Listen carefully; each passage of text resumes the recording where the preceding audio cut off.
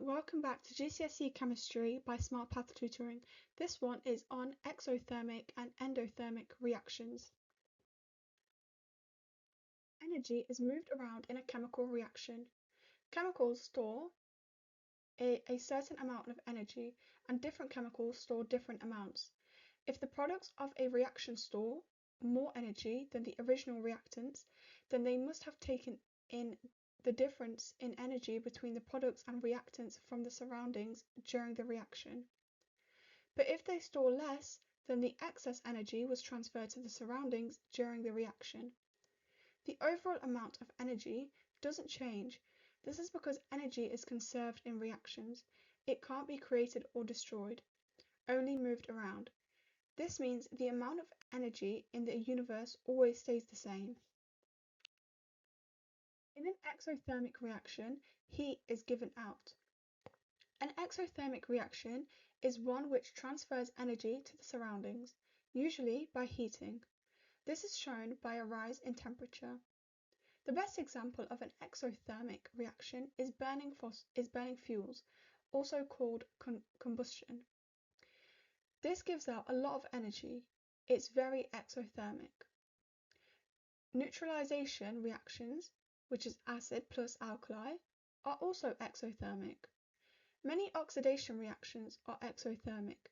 For example, adding sodium to water releases energy, so it must be exothermic. The reaction releases energy and the sodium moves about on the surface of the water as it is oxidized.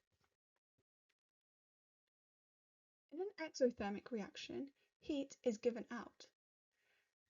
Exothermic reactions have lots of everyday uses. For example, some hand warmers use the exothermic oxidation of iron in air with a salt solution catalyst to release energy. Self-heating cans of hot chocolate and coffee also rely on exothermic reactions between chemicals in their bases. In an endothermic reaction, however, heat is taken in. An endothermic reaction is one which takes in energy from the surroundings. This is shown by a fall in temperature.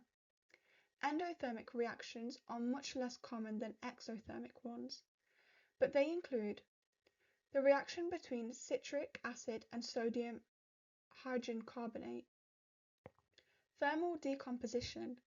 For example, heating calcium carbonate causes it to decompose into calcium oxide, also called quicklime, and carbon dioxide. Endothermic reactions also have everyday uses. For example, calcium carbonate, CaCO3 plus heat is CO2 plus CaO, quicklime. Endothermic reactions are used in some sports injury packs. The chemical reaction allows the pack to become instantly cooler without having to put it in the freezer. And that's the end of the video. I hope that you enjoyed.